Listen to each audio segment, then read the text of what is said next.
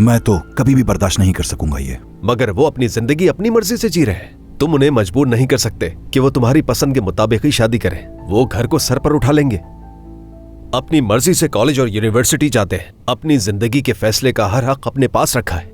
अगर गलती से वालिदैन अपनी खुशी के बारे में सोचे तो यही बच्चे चीखने लग जाते हैं। तुम तो लगता है बचपन में वापस चले गए हो।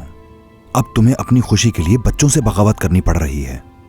मैंने इस बारे में सोचा है करीम, जिंदगी मुख्तसर है, इसे इस तरह जाया नहीं करना चाहिए। इसलिए मैंने फैसला किया है कि अपनी जिंदगी को उसी के साथ गुजारूंगा जिसके साथ मैं चाहूंगा। लोग मेरे बारे में क्या सोचते हैं, क्या कहते हैं, मुझे इसकी परवाह नहीं।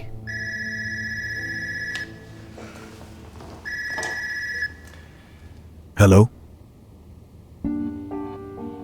मिल ही गया।